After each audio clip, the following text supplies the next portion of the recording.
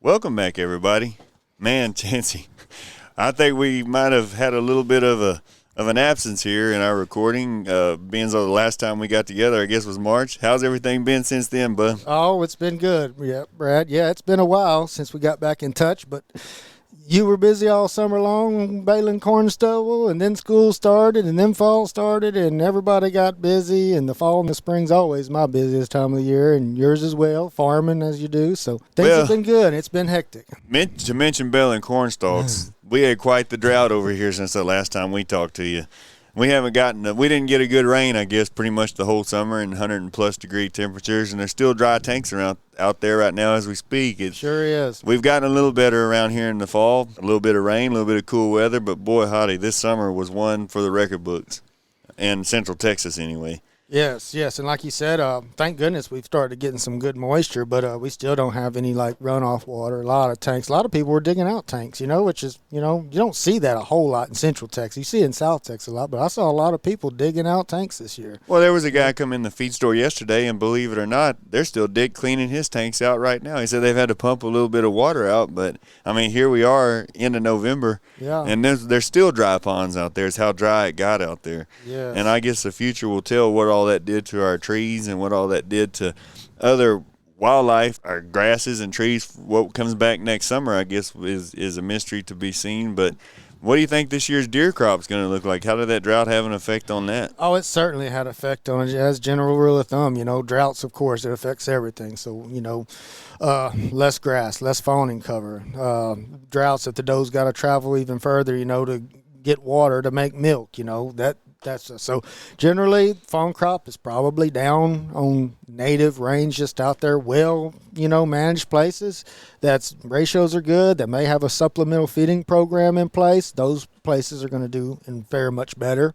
But, low fence, native range out there across the board. Fawn crops are going to be a little bit down, and in my opinion, I even think antler quality, it's going to be a little bit down than versus a really good wet year in early spring. Not to mention there's still going to be good bucks out there, and you're still going to see it. It's going to be dang sure, and it has been worth getting out there and getting in the woods. But in my opinion, everything's going to be a little bit down. I mean, even the food production, the acorns that you see this year, some trees didn't produce real well. Other ones that did, the acorns are real small, so it's one of those years. We know you mentioned that, but there is a lot of acorns out there. Mm-hmm, yeah. I mean, for as dry as it was and all that, the trees around the school over there, the big old acorns are just solid. Were they watering it? Did they have a water? Oh, well, then, there you go. That sure did help out there, didn't it? Well, Didn't think about that one. There was a gentleman come in yesterday to the feed store, and he was talking about how he can't get his deer to come eat his corn because there's so many acorns on his place. And it happens. It really does. And sometimes trees in particular species of, or not should say species, but particular trees within a species may produce more, or whatever in certain years. It's crazy, but I know I've got an oak tree that's in my yard that I kind of, and I don't water, that I kind of use as a barometer, I guess, out there. And acorn production is down every other year, seems like, especially for white oaks versus red oaks, and that's a whole nother topic. But this acorn, it produced a lot this year, but they were really small versus what they usually are. I'm talking about post oak, but little bitty, like tiny little acorns, but it had a lot of them. And our pecan trees, very, very few pecans on them too. The ones that we have at our house anyway. The ones on my native, I usually, like I said, around the place, I use my squirrels because they'll start attacking them like late October and eating. And I can watch, and usually I can tell by the top of the barn because the squirrels are dropping everything how many pecans were on that tree. There was very little this year. So yeah, there was a lady come in yesterday, and she was looking for one of those. I don't know if you've ever seen them.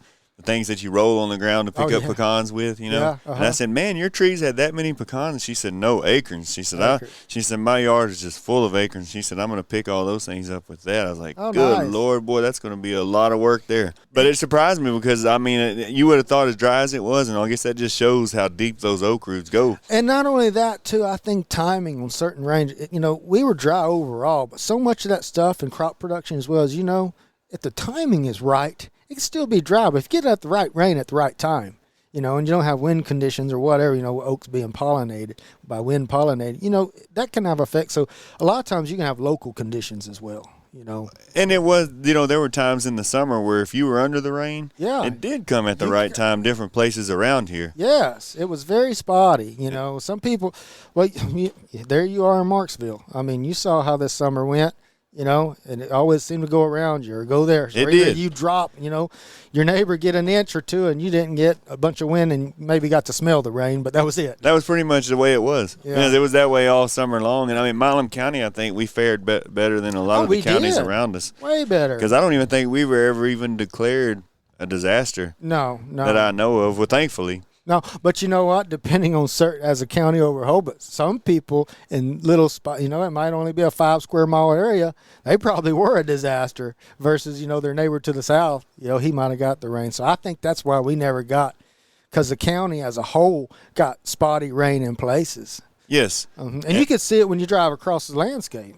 You could see it big time. Well, this might get just a little bit political, but it might have opened people's eyes up a little bit to water usage. Well, I and hope I mean, so. It's the way that neighboring counties are growing population-wise and all and running out of water, and so that's kind of started to take water out of our county. Yes, it's a big deal. It is a big deal for our area and the way, the way our water, because what aquifer are we on that we're on? Carrizo Wilcox, I believe, right? And if you go slightly to the northwest of here, those aquifers aren't there. No, like where you live? Yes. There's no aquifer. There's some groundwater out there, but shallow, and it's got so much, fertilizer and everything else in that. Well, it smells like sulfur. Yeah, that it's underground just water out there, stuff. boy, you put it You're not in an aquifer. Yeah. You remember that old farmhouse yeah. that we had growing up in there in our 20s, and that hot water that would come out of that well. You remember how I guess it heats that water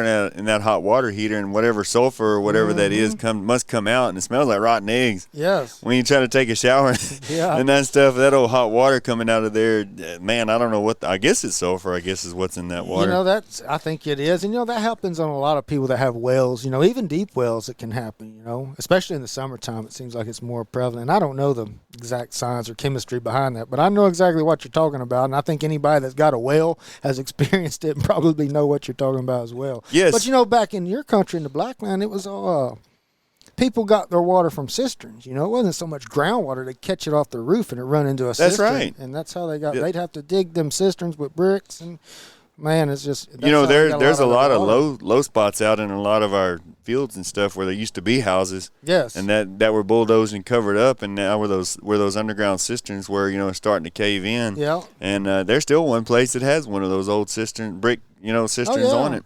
Yeah, well, the house we grew up in Earlton, they had one, and that's where they got all their water from. It's piped off their house, went in their cistern. That's what they drank out of, bathed with, everything. Area lakes, record lows, and I doubt have even recovered at this point. No. There hadn't been much runoff. Well, and it's a global issue. It sounds like rivers are running low everywhere. Even the Mississippi River. Even the Mississippi, even the what's the one that runs through middle of Iraq and all that stuff? Tigris Euphrates. I've heard that's really low. Or the Jordan River. I don't know. All over the place, rivers are running low. I've heard. It's not just. It's kind of an issue that's people are running. Water's getting scarce, especially river levels and lake levels, and it needs to be political because it is a big issue. It's a huge issue, and we should have been addressing it 20 years ago. Yeah, we're getting a little behind the 8 ball. Yeah. I'd say so. Well, we've got more people living in Central Texas now than ever, and we don't have the water for them. That's a problem. That's right, and more people coming. Yes. Yes, and we're inviting them with tax abatements and different things. Oh, anyways, we'll leave that for another time, maybe for a different podcast. We might start off maybe a more political one, but something that maybe we should be talking about here. What the things we missed out on again? We're behind the 8 ball on a lot of things too. Here on Talking Country with Brad and Chancey, because here we are, it's done the dang middle of deer season again. Yeah. And we should have had a lot of things done already. We should have been talking to y'all since August, y'all. Really and truly we should have, but I don't know if I've ever mentioned it, or maybe I did or didn't. I work at a high school here and kind of helped out coaching junior high football this year, which was a blast. Had a good time doing that. Bunch of good kids down there. Had a good season. And so that's kind of played out. But our high school team is still in the playoffs, and I'm fortunate enough to be able to help with that a little bit. So we were going to get together in, what month was it? Was it September, beginning of October? Because we were like, we need to be talking right now. And Bradley, I think we were like, yes, let's get together. Yeah, we were. Sunday. Okay, we're going to get together Sunday. This is on a Thursday, I think it was. Yes. Well, I lost my voice due to hollering at football. It wasn't the best timing, I guess you'd say, for that. Got up Sunday morning and still didn't have no voice from hollering and screaming and doing all the things that we do. And so then that set us back another week. And then Chancey was busy, I think, in Mississippi or somewhere. August, September, October, and even into, November. Every other week back and forth flying to Mississippi or either traveling or whatever. So, yeah. And I don't know if we mentioned that, but Chancey does a lot with like mine reclamations and things like that and the wildlife side of that. Yes, yeah. So that's a lot of what I was doing, and also mitigation companies, mitigation, mining, still doing some oil and gas. It's going, oil and gas is picking up in places, so, yeah. So it's been a busy fall. Good fall. Man. I needed it. Yeah, and good. You mix all that with throwing corn shucks rolls around and all the other things that we got going on, chasing kids around. It just not enough hours in the day. But luckily, we were able to get together today. Yes. So looking forward to y'all, and I guess we're going to talk about what everybody's on their mind: deer hunting and deer season. We've missed the ball. Like I said, had we gotten here that September 1st, we'd have been talking about stand placement and feeder placement and conditioning your stands. I know you've already got all that stuff done. By now, hopefully, got all your shooting lanes shredded or got them all cleared. So most people everybody's out there hunting. So I guess we can touch a little bit on stand placement and feeder placement, maybe ways to feed where you can possibly see some more deer. But, Well, and while we're on the subject, I guess, if I don't know if you live in a small town or don't live in a small town, but me and Chancey, you're from here, and we go eat breakfast before we do this every morning. And so we've already told this story probably 5 times a day, just talking with people who come in, and a 30-minute breakfast ended up turning into probably about an hour breakfast this morning, talking about hunting and different things with all our friends that we have around. And so we already talked about this one time, Dave, but we're going to go through it again with you here today. And like Chancey said, there's a lot of stuff we should have done. And hopefully, like he said, you got all your shredding done and food plots, were one thing that people, should have probably already put in by now. But due to the drought situation and circumstances that we had, really and truly right now, it's not too late to do that. No, you could still, no-till in some oats or even some wheat or ryegrass or broadcast out there. I mean, yeah, it'll come up and, To be honest, you didn't have to do much shredding this year. No, there was not a lot of stuff to knock down, to get rid of. It just depends on your grazing pressure or what you had. Well, then there was that too. Yeah, or if you were in one of the wildfires. Yes, true. Good Lord have mercy. Prescribed burning was literally impossible. Oh, yeah. To do over this summer. We just got off the burn ban, I think. Man, I mean, and to be honest with you, there was a lot of wildfires in our area. Yeah. Over the whole summer, and so there wasn't a whole lot of competition, I guess you'd say, if you wanted to go spread some ryegrass out, if you wanted to sling some oats out and drag it in or that type of thing. It was pretty easy to get up this year because we've had nothing but rain since the time to plant that. Mm-hmm. So, like I said, it's not too late if you wanted to go out there, and broadcast or put something in. Like I said, everybody's hunting right now, so attracting deer, so what are some ways that maybe, because everybody I talk to, it seems like that are deer hunters, they kind of want to see more deer, particularly more bucks, and just seeing more deer, period. So there's ways to feed and stand placement, places to put your feeder or put your stands where you will see more deer. And it kind of all changes like where you are with your rut and all that type of stuff, right? Yes. And I mean, it appears that the rut has started a little early around here this year. In my opinion, I think it has. And when I was younger around here, at least in Central Texas, in Milam County, it seemed like around Thanksgiving was always, that was money, and our ratios wasn't all perfect then, and we weren't managed, 25 years ago, we didn't know near as much about deer management as we do now. So, but it seemed like Thanksgiving was always pretty good. That's when you get off from school, and maybe that's just because we're out there. But this year, to me, it seems like it started a little earlier, 2 weeks. As a matter of fact, November 1st, the last 2 weeks has been on. Around in my neck of the woods and what I'm seeing and me traveling back and forth on Highway 79 to Marshall all the time, just seeing deer with those standing out in pastures, the amount of dead bucks on the side of the road, and antlers cut off, heads cut off. So the deer are out moving about if you've been in the woods. And the last 2 weeks have been really good, in my opinion, for hunting. We went from being unseasonably warm to being unseasonably cool a little earlier than usual, too. And that matters, too. So, a lot of people say, well, it's the cold weather that makes the rut come on. No, it's not. It's all about photo period. It really is. But what happens is the cold weather just makes deer more active. And if you can get the rut starting and have a cold snap there, you're going to have some good hunts. And, this November has had some good days like that. We've had some cold, rainy days. And the middle of what I'm saying, the rut is going on right now. And it's been some good hunting. It really has. Excellent hunting. Well, this might be a little bit off topic because I'm no meteorologist, but I've always laughed at like them saying, oh, man, we're 5 degrees above the average temperature for this time of the year. Mm-hmm. Well, how do you get an average, Chancey? You take all the above average and the below averages and you average them out, and that comes up with the average. So, I mean, you're going to have above average days and below average days because it takes those days to get the average. Now, True. I mean, I don't know, in my simple mind anyway. That's the way the math works out in my head. But it has been cooler than normal, I guess you'd say. Yeah, well, we had our first, not a frost, we had a hard freeze the other night, I mean, what was the last Friday night? Which is kind of, I think we're supposed to get a freeze, every around the second or third week of November, our frost. Which, that's not too far off, but we had a hard freeze. We did. So it was a kill Bermuda grass, freeze. It killed a lot of stuff. If you notice, all your warm season grasses have been smoked by that freeze. So hopefully you got all your Johnson grass baled up and all that type of stuff before that came, because, man, that stuff is dead as a hammer already. This morning I noticed coming into town, all the Johnson grass in the ditches and around the telephone poles and stuff is just smoked. Yeah. So it is that time of the year. Yeah, so the cold weather definitely helps in there, especially if you can time it on a rut, or if the cold weather comes during a rut, which I think is kind of going on right now.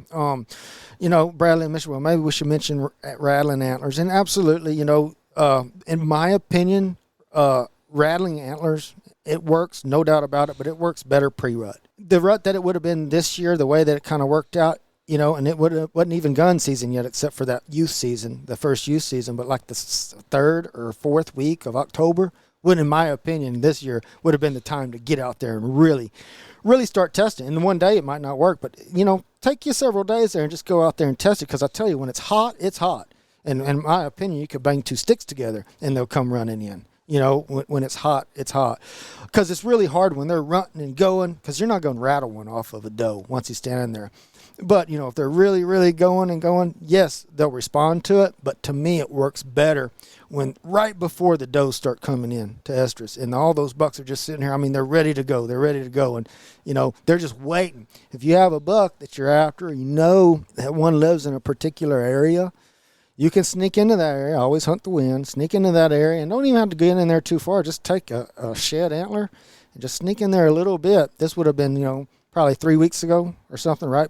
Maybe end of October. Bust brush. Just make a racket, or even just take a shed antler and act like you're making a rub on a tree. Just take that antler and rake it really hard. And that's all you do, and you'd be surprised the response you get. Well, you mentioned even like when you've been walking through the brush before, like not necessarily hunting, but doing like litigation work or something. Well, every year I do a bunch of orchid surveys for Navasota ladies' tresses, and their bloom periods at October and November.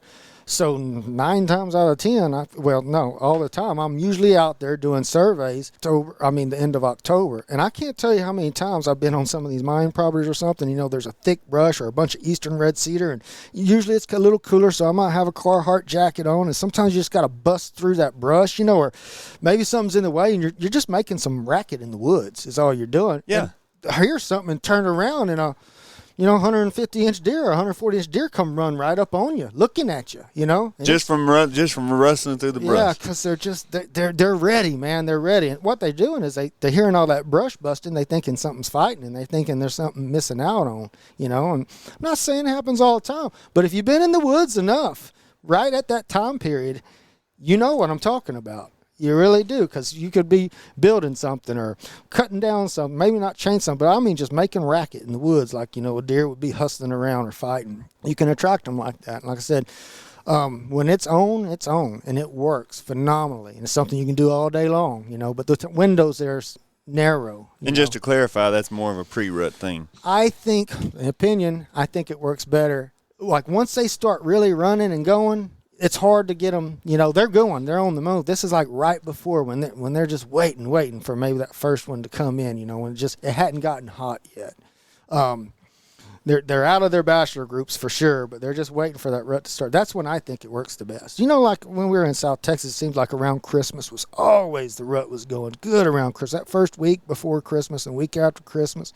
But, man, we would get out there, try to the very first weekend after Thanksgiving, and go bang antlers and just try it, check and see sometimes, But, maybe that second week of December, that first, the 7th, 8th, and 9th, it just would be really good, and when you'd have a day, and it can change, like one day it's just great, and you rattle in $10 or something on a big place in South Texas, and the next day you might only get one, That's how it can change, but give it a try, it works, and don't get discouraged with it at first, but just keep trying and just kind of keep that in mind, timing it wise. Well, one thing that it is time for around here, and unfortunately super expensive this year, is feeding corn. Oh, yeah. I don't know if there's like a better place that people maybe should have put your feeder at, Well, I'll tell you right now, for hunting deer in this time of year, probably the very best attractant out there is corn, especially if you got corn in a spot that's near a food plot or an oat field. So this kind of goes back to, stand placement, feeder placement. Let's just start with corn feeders. Okay. It depends, bow hunter versus rifle hunter. I'm talking specifically about rifle hunters here. Rifle hunters, you need to be able to see. You want to be able to see. The more land you can see, the more areas you can see, the better. Increased chances. A lot of times I see a rifle, they'll put their stand, but they'll put the deer feeder, they'll clear a little area and they'll put the feeder right in the brush or right next to the brush, real close to the brush, or, they'll clear out a 30 or 40 foot little area in the brush and put the feeder in there, and so it's kind of surrounded by brush. You're kind of limiting yourself on how far you can see. You're limiting yourself for that, and then not only that, the deer don't like it as much. And the reason they don't, deer are edge species. So when they are forced to put their head down and they're close to brush, not saying that they won't use it, you'll still pull deer and you'll still see deer, but you won't see as much. Because, number one, they feel a little bit unsafe. If you were to back that feeder about 30 yards away from the brush line, or even 40, get it off the brush line, but have it within, say, 40, 50 yards, I promise you'll see more use. That's just one thing about putting a feeder there, keep that in mind, but also something that, I don't know, for anybody that's out here that doesn't believe in attracting deer with bait, you may not like this, but I'm telling you it works. If you're not against feeding corn, and you've got the areas to do it and your place is set up like it, and you've got maybe your stand is sitting on a road where you can drive in, or so you can look both down the road, or you're hunting a power line right away where you can see down a right away, and if you have an edge of brush, or say you got a food lot plot that borders the edge of brush, take you a tailgate feeder, put on your ATV or your road, and start attracting those deer pre-season every week. Go in there. If you have the opportunity, feed it every day. Feed it every other day. Feed those stretches. If you're going to drive to your stand, you might as well do it on your, it's one of those things. You're already going. Yeah, you can feed in or feed out. It works best if you got a buddy, to drop you off. And then, if you don't have a buddy, you want to sneak into your stand. Hunt the wind always. That talks more about stand placement. I don't care. Always hunt the wind. No matter what anybody says, sometimes you're forced that you can't hunt the wind, well, do everything in that because it matters. The wind is a big deal. Care to elaborate on the wind? About what you mean about the wind? Yes. Okay, well, the wind, if you're hunting a field, whatever, think of stand placement where you put your feeder. In this part of Texas, unfortunately, we have a lot of south and southeast winds in the wintertime. No, I shouldn't say unfortunately. It's just where we are. It's where we live.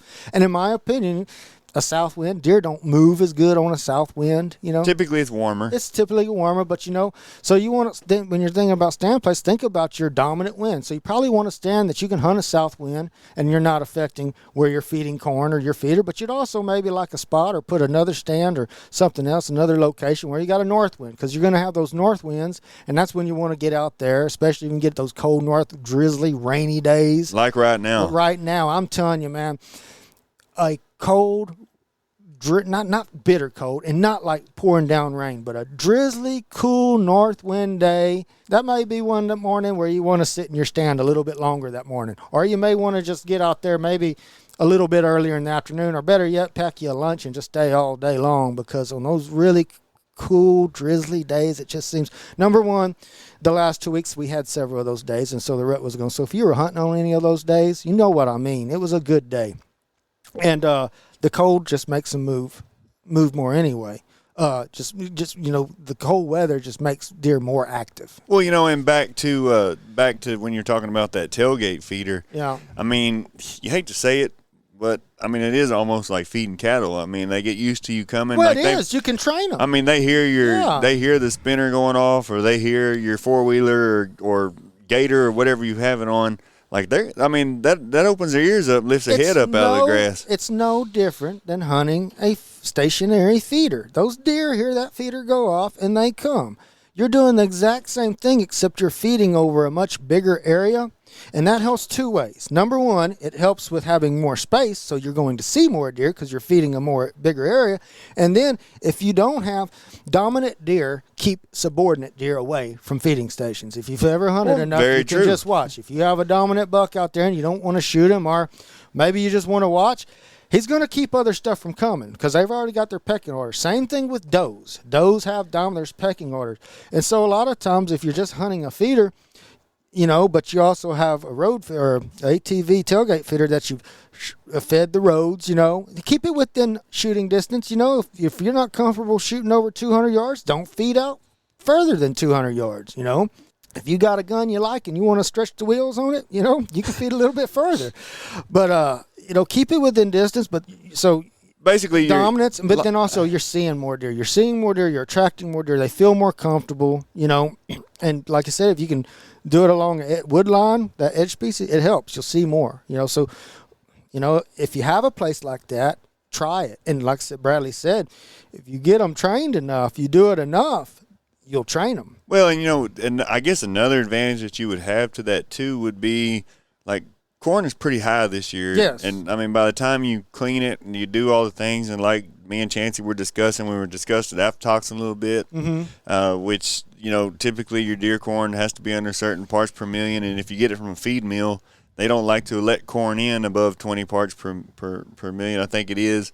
Because that stuff will kill chickens and kill your smaller livestock. I think it's for a deer. It's hard on birds. Yeah, it's birds. I think it's more like a quail, turkey, So it can at super, super high numbers. I know it can affect mammals, but I think it's something like to buy deer corn here. I think there's a law that it has to be under. Number one, deer corn is always a little cleaner. Seems like. Well, they clean the sticks and the cobs out, and that's what I was gonna. Yeah. The point I was gonna get to was you could save a little bit of money on corn if you find a farmer in your area in the summertime when it's harvest time. Sure. And you go just buy it straight out of the combine. Well, if you're road feeding it like that or feeding it with that tailgate feeder, it's not like putting it in your deer feeder and leaving for 2 weeks and then hoping that a cob don't stop it up. Your little spinner feeder, you put one bag in there. If it stops up, clean it out. You can buy a 50-pound ATV feeder, or I call them ATV. It's a tailgate feeder. It goes in your receiver hitch. If you hadn't seen them, they make them in 50 pound for hold a bag of corn. They make them in 100 pounds, probably even 150.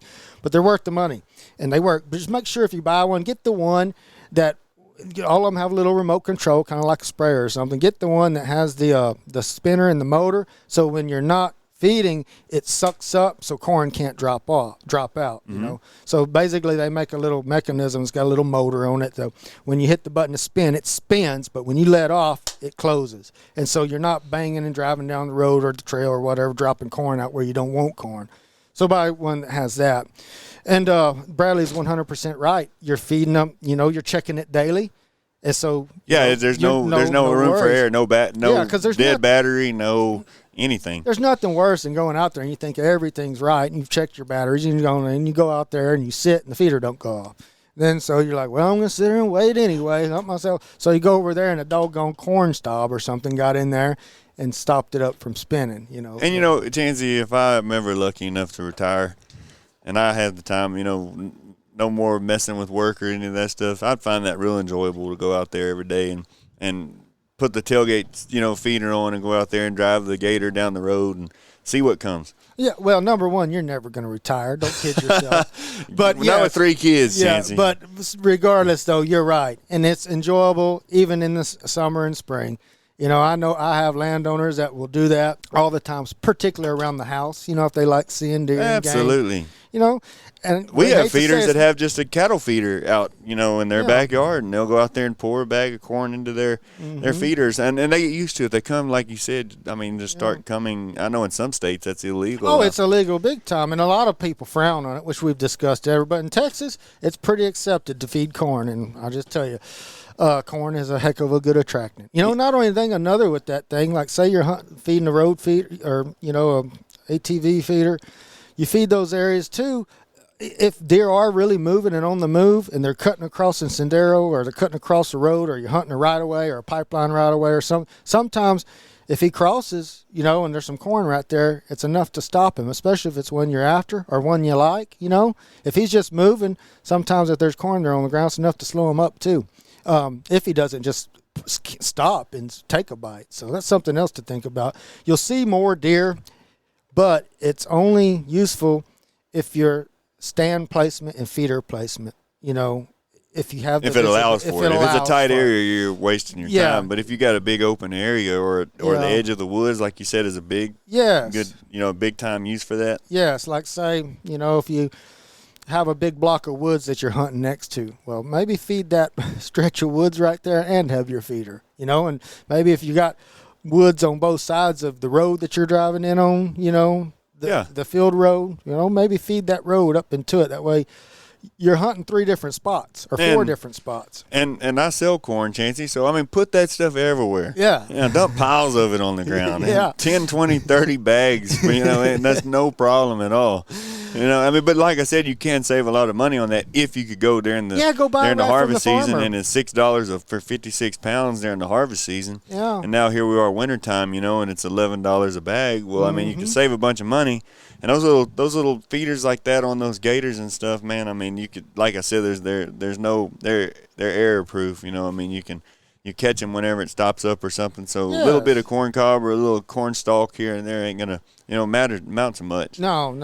And so you could put your high dollar corn in your deer feeders, and you know, and maybe set them to go off half as much or something, and supplement with those little road feeders. Yeah, I think that's a good thing. Like I said, if your place allows it, you know, as far as setting and timing, you know, how much to feed corn wise, it depends on how many deer are coming and utilizing. You know, how much to feed is all dependent. You know, well, because you don't want corn sitting there, you know, sitting on the ground for a long period of time. Well, especially when it's raining, like this time of the year, it rains, you know, seems like once or twice every other week. Sure. And so, I mean, water and corn don't really mix too well. No. Then you got pig issues, you know. So too much, you get clean it up. hogs. Yeah, so you want the deer to clean it up and be gone. So, you know, that's another thing too. Sometimes I think people set their feeder too late, you know, in the day. Like it goes off maybe 30 minutes before dark or something. That's, in my opinion, a little too late because in my thought process, you want, you know, at least an hour and a half so the deer have time to come and do their things, because deer are crepuscular. I'm not saying they won't move at nocturnal, but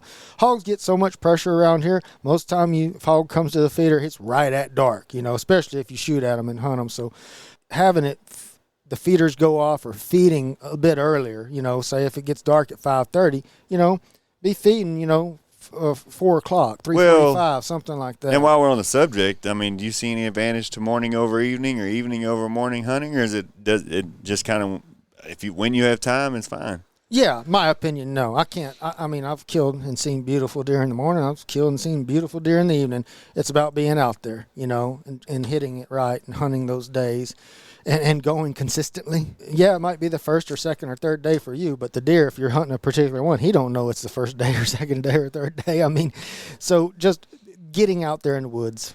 Get in the woods as much as you can, and like I said, well, so many the weather's people, right and the wind's right, you know, a morning hunt, in my opinion, is just as good as an evening hunt. The most important thing, in my opinion, is hunting the wind. A lot of people make mistakes not hunting the wind, especially if you've got deer that have had pressure. You know, if they've gotten a lot of pressure, or you're hunting an area where there's, you know, basically a lot more pressure.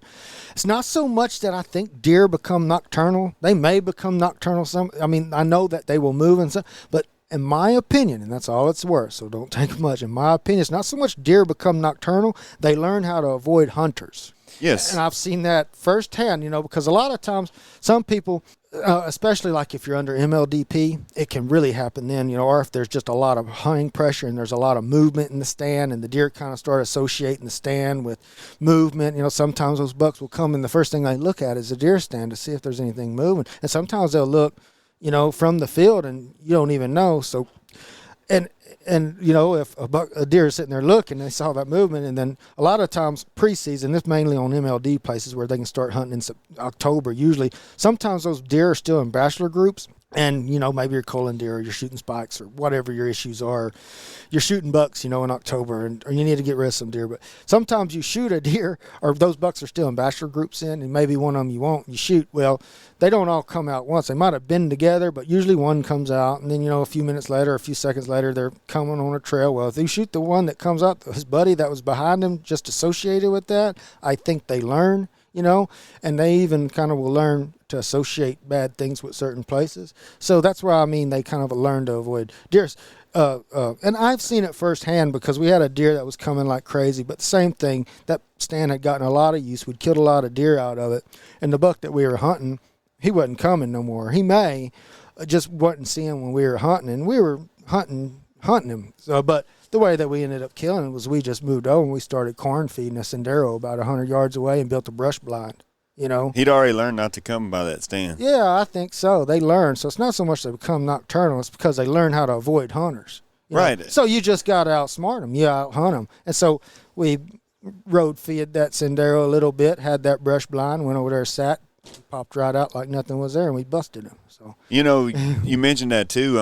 Even like a lot of people this time of the year won't even allow like hog hunting in on their places or stuff simply because they worry about like scaring deer off. And I think it holds some validity to it. I really do. You're hunting a game animal that designed to be hunted. Basically, they're a prey species, so they associate stuff, loud noises. They react and can become habituated.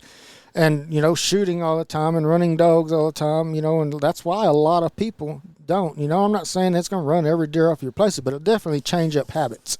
Well, as odd as it is, we didn't see a wild hog all summer long out in the Blacklands where I'm at out there.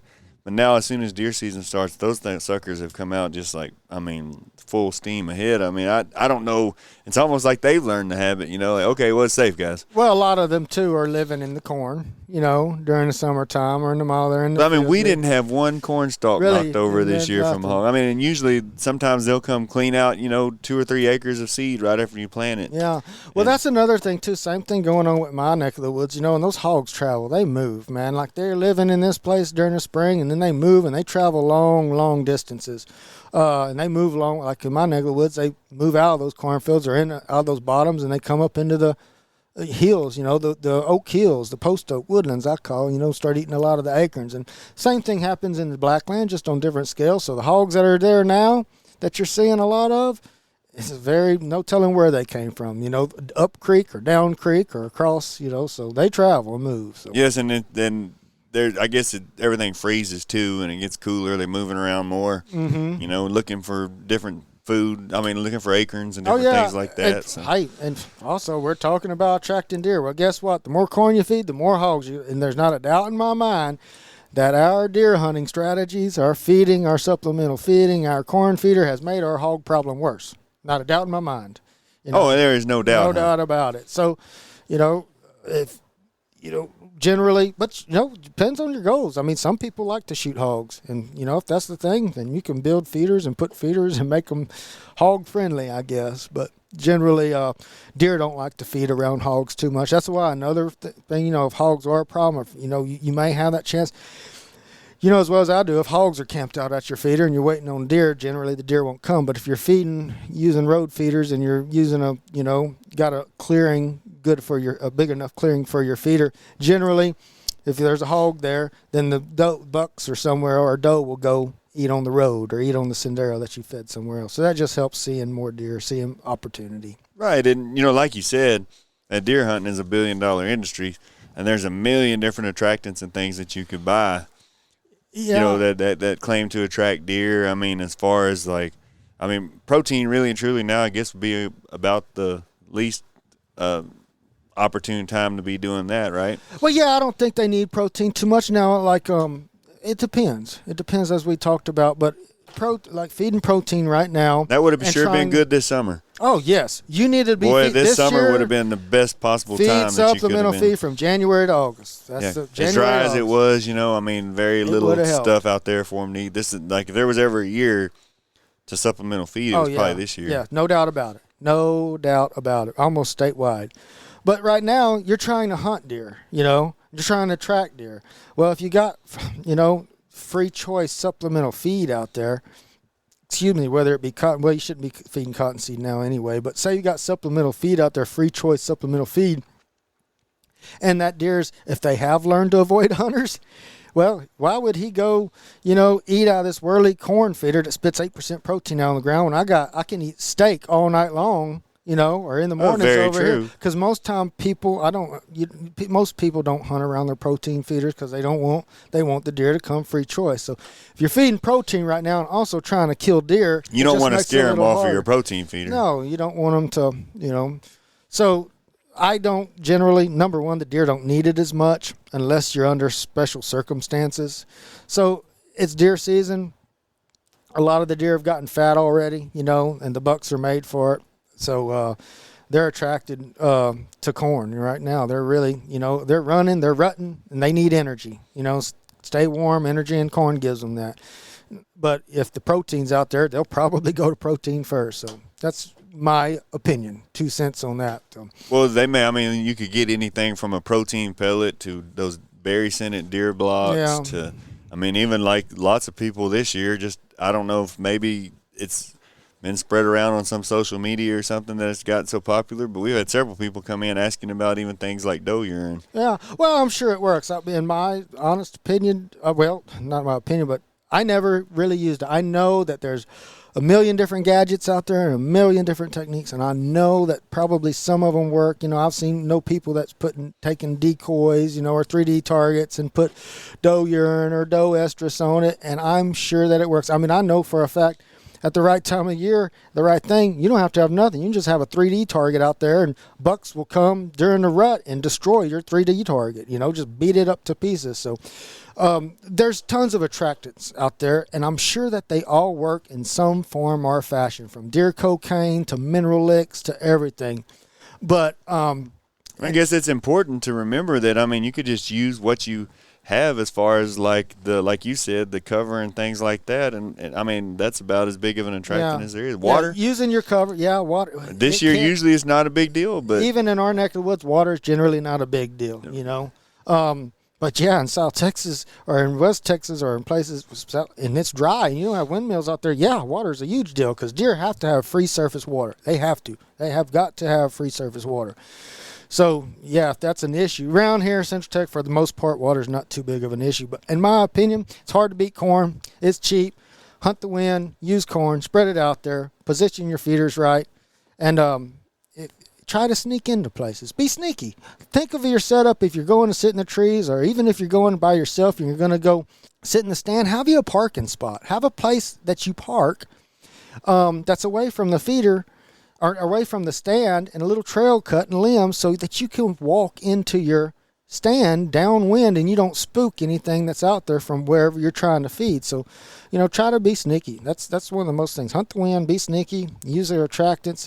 And like I said, all the different gadgets out there, I'm sure that they do work to some extent, but I've never really used much on as far as scents and stuff. I will say this one story, though. I had a buddy out in Brady, and when we was in college, we went and I think they had something called like deer cocaine or something, but it looked like powder. And we went and we put that stuff on the ground. I said, just dig a little hole. We put some stuff on the ground. We put in there, and nothing ever happened. Nothing, all year long, nothing happened. And the next year, it just sat there. But he still owns that place right now, and 3 or 4 years after that, though, They dug the daylights out of that. Like from the stuff that y'all had put out that many years earlier? Yes. No way. Yes. I don't know if that mineral just kind of sit there and soaked whatever it was, or if it was a clay soil, sand soil. But yeah, they didn't mess with it at all when it was just sitting there. But like when it was gone, like you couldn't even tell anything was there. So that was one of those things I always put in the back of my mind. I don't know why it happened. I still don't have an explanation to this day of why it just they did that. might have been a year where they needed whatever mineral that was there. Yeah, and I don't even remember what it was. It was something like that, though, man. Like I said, this 20 years ago, and I think it was called like deer crack or deer cocaine, but it was a powder. It looked like sugar, basically. And we just poured it on the ground, over by one of his feeders.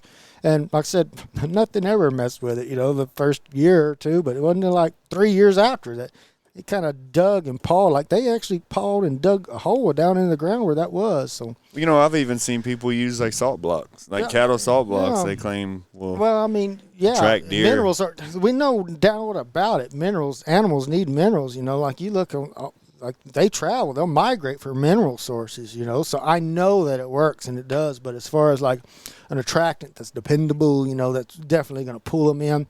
I'm sure, absolutely. You put it out there with everything else, and it can't hurt, But like I said, the ones that I've always used seem to work the best. It's corn.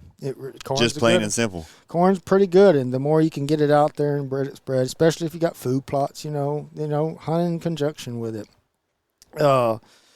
And like we mentioned, it's still not too late to put a little ryegrass seed out or something like that if you wanted to. Mm-mm. Oats, easy to plant, easy to get up.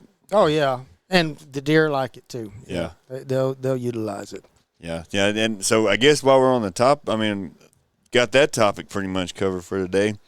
Maybe we can talk a little bit about like which deer should you actually shoot. Hopefully we're too late on that for you. Yeah. And you've already got something for this year. But it is still the middle of deer season and all. Yeah, well, which deer to shoot? Okay, so that has 100% to do with what are your goals, and not only that, what are your goals, and number two, you got to ask yourself, are they realistic? You got to have realistic goals as well. So for the area that you're in. Yeah, so what deer to shoot? Well, it just depends. It just is that simple. It depends on so many different things, and we could probably spend a whole topic on just talking about which deer to shoot. But and if we ever get enough time to get together more often, maybe we could do that, Yeah. Chancey. But maybe we'll talk about the next one or something. But just to kind of briefly say it, so yes, think about your goals. Also think about, you hear so much, okay, say people want trophy matters. They want to see more bucks. But you know what? They've been told, they've either read it somewhere, they've been told somewhere, they've watched it on TV or something that you've got to you've got a cull deer. You've got a management deer. What is a cull? What is a management deer? All that stuff is relative to what you define as a trophy. And everybody's level of definition for a trophy is different. Some people, a super wide deer is a trophy. Some people, frame is everything. Some people, the Boone and Crockett score is what's considered a trophy. Some people, it's just a mature deer. They want to kill a mature deer. That's a trophy. Some people, it's just a big fat doe, So all that is going to filter into what your goals and what you're defined as a trophy. But I guess in the pigeonhole of, say, trophy/quality management, we'll just look at it as like, okay, most people want to see more bucks, want to see bigger bucks. So if you're on a low fence place, number one, what's your deer density? What's your sex ratios? That's where you need to start with first before you even think about a cull. Well, and Chancey, speaking of that, if you're on a low fence place or even like an area like where we're in where the places aren't thousands of acres, probably need to get on the same goals as your neighbors. Absolutely. Work with your neighbors. You need to get together with your neighbors to set your goals because you don't want you and your neighbor having complete opposite goals, I guess. No, because it can build bad blood. Nobody ever gets, anywhere. No, work with your neighbors. Hopefully you've got good neighbors that you can work with and y'all can get on the same goals. But, I hear so much time, especially in low fence. Well, I need to shoot all my spikes, need to shoot. And there's a lot of research that shows this, but I've got landowners that shoot spikes and they grow big deer. And I know landowners that don't shoot spikes and they grow big deer. And so that has a lot more to do with, for this year as an example. A lot of times, in my opinion, and I think over years I've proven it, 90% of your spikes out there are first set of antlers. Yearling old deer. When I say yearling, I'm talking about 18-month-old deer. Most of your spikes out there are yearling deer. Well, if you had a really bad drought like this year, there's a very good chance, and I've seen it, especially in South Texas, where 90% of your yearling cohort are spikes, you know. So, like, in general, you want, you know, the bottom, the left side of the bell curve to be all spikes, and then half of them, you know, 4-point yearlings or whatever. But in drought years or in bad condition, a lot of your are skewed sex ratios for whatever reason. They're late born, the nutrition wasn't there, the does wasn't healthy. A lot of them are spikes. Well, if you go in there and you kill every single one of them, you just took out your entire age cohort for that year. Because if you're on low fence property and you're not on a big property, but you have a big enough property that you hold some deer, every one of your yearlings that you have out there more than likely was not born on your property. It came from your neighbor's property or downriver or upriver or across, because like we mentioned before, those does will drive those little buck fawns away. The baby bucks that are being born on your property are going to your neighbors and vice versa. So, you know, if you've taken, and I know the rut brings deer and animals moving on everything, but on a scale of that, you need to be thinking about that. Say you've got several hundred acres where you can, you know, you may have 10 or 15 yearling bucks that you're seeing running around, you know, and I know that you've got to fall within the laws, but if you're on an MLDP property or something like that, it's just something to think about, you know, what you have there, especially if you had 2 droughts in a row, you know, what you have there and what you're leaving, because the goal is to get mature deer. When I say mature deer, I'm talking at least 4 years or older, because you're never going to see the best. And that's another thing, too, about spikes. If you let them get older, you know, they may never not be, you know, as good as a 6-point or 7-point yearling that was out there. Maybe not. In my case, I don't think so. But they can become a very respectable deer. A deer that most children would love to shoot, and a deer that I know a lot of people that's hunted their whole lives would love to shoot if they just got the age. So, number one, have your goals realistic. What's there? What can you produce? What are you able to produce based on all the different factors? Well, you know, in our area, it seems like people are allowing deer to get more mature now. And that is a big thing. And I mean, because of I think education, you know, with maybe it's the internet, maybe I'm not sure what. Well, it's everything. It's like what we just discussed, you know, magazines, or you heard it. But in the last 20 years, people are becoming more educated on whitetail deer and whitetail management, from, you know, wildlife management associations to state agencies to Texas trophy hunters to the game, you know, everything, you name it. People are learning, you know, and it's not just about filling the freezer as much as it used to be. So in our area, 2 things are happening, and I think, which kind of actually makes our rut changed a little bit, while people are noticing maybe the rut got moved a little bit. Number one, they're allowing doe harvest more. So some of these does are being shot, which is kind of fine-tuning our sex ratios a little bit better, which helps with the rut. And then also just people being educated and letting deer walk, and also the antler restrictions, you know, and just people learning. All those 3 things going on at the same time, you're starting to get more mature deer out there. And more mature deer, it's all about your age structure. The more mature deer out there, the hunt's going to be better, you know, because they're going to be more aggression, more fights. You'll see more rut type stuff. You'll see more scrapes being made. You'll may even get lucky and see 2 deer, you know, 2 adult deer tag, you know, go up against each other. That's always fun. So the education's a huge deal, and that's happening a lot. Well, and deer numbers are going up too. Like, there's a whole lot more doe and stuff. Yeah. And just as you get more deer, well, then there's going to be more mature deer eventually too, I guess. Yeah, especially if not everybody's out there just, you know, whacking, you know, the ones and the yearlings and the 2-year-olds are getting older. So having the goals, and then, okay, so if it's not a spike, then it's okay, well, maybe, you know, shoot everything that's not a 10-point after they get 3 years old. Well, in my opinion, that's a mistake. And I'll just flat out say my opinion and what I think, and this is what people consider, you know, the definition of a trophy. Well, to me, the definition of trophy, I am a frame guy. I am a frame guy. I like big frames. The amount of bone on that deer's head is important to me. Not so much the score. A big framed, beautiful deer, you know, has really good beams, good wide mass. And so from a standpoint, and then also the shape. By the time a deer gets like 3 years old, so like I said, sometimes you hear people say, oh, well, if they're 8-point at 3 years old, shoot them. That's a mistake in my opinion, if it's the wrong 3-year-old. And the way that you can tell is you really can kind of tell, you know, at 3 years old, 8 points are different. Some of them are what we consider crab claws. Some of them, if you know your deer very good, you understand all deer have brow tines. You know, some people call them G1s, and then you have G2s and G3s. Well, all 8 points have brow tines, 2s, and 3s. the placement of that G2 and G3 and how long they are. So say we have an 8-point and he's a 3-year-old and he's got really good 2s, and then right beside his 2s he's got 3s, that come up and say they're 7-8 inches long, and both of them are about the same length. One's the 2s are 7 inches and the 3s are 6 inches, pretty tight, and they're close together. And then it's got a lot of beam left that comes out and wraps. Say there's might be 4 or 5 inches where he'd probably could have had a 4 out there. He'd have been a 10-point, but he didn't do it. He was 3 for whatever reason. Well, very often that deer is telling you, hey, look, I got all this room out here. I have space to grow. I may be a 10-point next year because I got all that room, because he's got tight 2s and 3s. They're tight together. So that would be a deer, in my mind, as a 3-year-old and an 8-point, I would not shoot that deer. And the reason I have, because I've seen deer firsthand, watched them, seen deer like that turn into 150-inch plus 10 points at 5 with trash, even into 160. On the other hand, a small framed 8-point that's 3 years old that has 2 things, but I either call it stair-steppy or I call it crab claw. If their 3s are way out there on the end of the beams like crawfish pinchers, way out there, and I don't like that. And generally deer that are like that have very short beams. I have seen some with big frames, but so out there, that's kind of that, because at 3 years old, those deer you can start telling them from year to year, every one. So, a 3-year-old, you can tell him, if you study your deer herd good enough, you'll be able to recognize that deer at 4.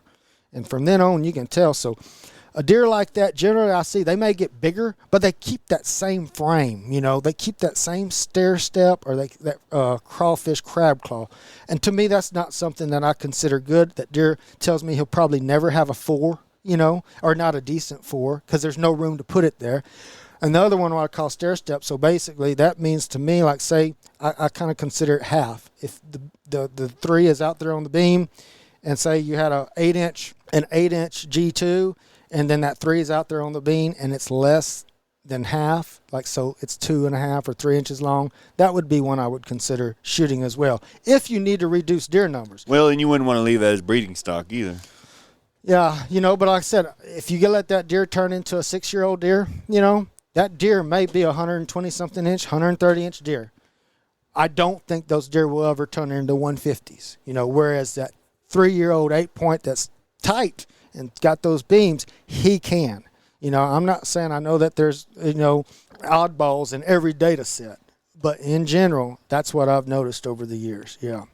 And like you said, if you're in an area where it's not even possible to get that big of a deer, don't sit there and hold out for that. No, if you're hunting an area and you're over there way out there and you got a lot of neighbors and maybe in bad soils, don't hold out for 150-inch deer if there's not a 150-inch deer within 10,000 acres of you, So be realistic what your goals are and what you're also capable of producing. Because a lot of it, you can supplemental feed, and that's huge. Makes a huge difference, but it's not within your budget, and you can't afford it, or you're doing something else. And as we've mentioned before, good quality, healthy soils produce bigger animals, So you really can't.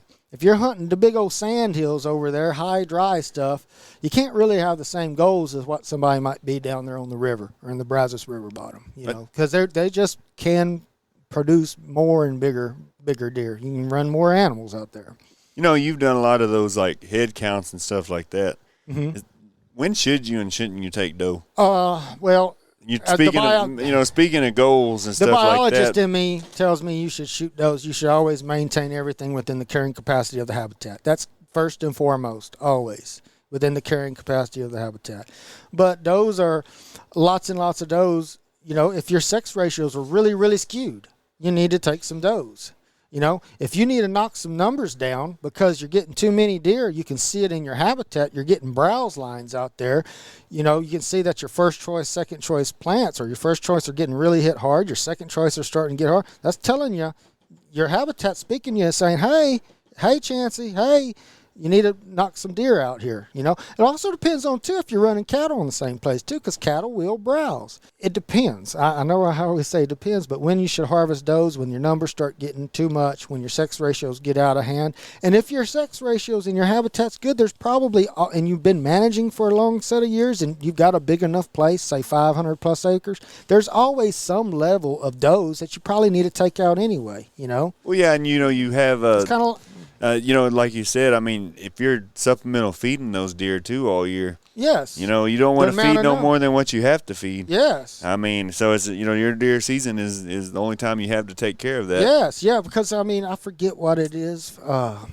I want to say, and I don't know, I haven't checked what protein, but I want to say it's like $200 a year to feed, a deer per head, something like that. Oh, I bet it's every bit of that, especially now. Yeah, it's something like, so that's something to think with. So some places, some of those big, like what I call them high-end places, and I'm not saying this does not fit everybody, but some of them have a level of deer they need to take out anyway, especially does. So a lot of those places, they try to keep a young doe herd because a young doe herd just generally doesn't have the same fecundity, I guess, or basically, twins are the rule, and that's true after you get about 3 years old. But say if most of your deer are 3 and younger, you have a lot of ones, as well. So your herd's not growing as fast because especially this is a problem. You're trying to run and keep your herd within the carrying capacity, but you're also trying to get bucks to 6 or 7, 8 years old, at least 4. So if you're having great fawn crops, 70%, 60% fawn crops every single year, and you're trying to keep your herd within the carrying capacity, but you're also trying to get your deer herd so you got bucks that are 4 or 5 plus, you run into a numbers game there where it's an issue. So you may have to take out some deer. And if your fawn crops are consistently that good, that's what you want. A lot of those big places that are well maintained, they have to have some level of harvest every year since they've been having 70% fawn crops for the last 15 years because they just can't run that level of deer without some harvest or it's going to hurt the habitat. Oh, yes. That makes sense. Yes, and I mean, working at a high school and stuff with a bunch of young kids, if you have extra deer that you need to get rid of or something, it's never a problem, finding somebody to come out who's looking for something to hunt or meat or that type of deal. Oh, yeah, and so – yeah, and deer make great tamales, too. You may have to quarter them up or something to get rid of them. It does seem that's the case, I don't now. know if a whole lot of people would want you to just drop a deer off at their house, just gutted. But most people will take them if they're quartered, skint, quartered, and in a cooler of ice, and all they got to do is debone them. Well, especially as high as meat's gotten. Yeah, it is. What is beef now? $5 or something a pound. And so, a 3-year-old doe, generally, you can probably get 37 to 40 pounds of hamburger meat off of her, depending on how big she was, something like that. And then you got the back straps and the tenderloin. I mean, you're looking at 40 pounds of meat, off of a 2 or 3 year old doe, something like that. Sure. So, I mean, that's quite a thing. And, people can take them and you can make deals with your buddies, and if you got a buddy that his wife makes tamales or something like that, give them a deer and you can get several dozen of them and they can sell the rest or whatever. There's ways to get rid of them. If you do have excess you need to kill and you can't eat them all yourself, there's always somebody that'll take them, I would think. Even that donate them to a church or something. Surely a church would take one or know somebody that needs it. And, and if it's a small community like this, and everybody knows everybody, the people in your community that need it, Sure. and would appreciate it. So always keep them in mind as well. Yeah, and I mean, like you said, just to go back to, what's important there with choosing which ones to shoot, well, think about your goals. Yeah. No, that's what I would say. It all depends on your goals and what the realistic of your goals. So, in general, in low fence places, I don't advise shooting spikes, unless you have a particular reason to go with it. I definitely don't advise shooting every 3-year-old 8-point. I don't, and I've got reasons to back it. So absolutely, and so I guess that's about all we have time for today. Yeah, it's good getting back in touch with you, Brad. And like I said, everyone out there, thank you for listening. We do apologize for being away so long. Yes, maybe one day, Chancey, when we retire and we're sitting out there driving around with our tailgate feeders and stuff, we have a little more time to talk a little more. Yeah. But I guess in the meantime, I hope everybody has a happy Thanksgiving because it is a week of Thanksgiving here, and so hope everybody enjoys your family time and enjoys your deer season. Yep. Happy Thanksgiving, y'all, and blessings to y'all. Hey, it was good talking to you guys, and like I said, we look forward to being back again sometime soon. And until next time, take care.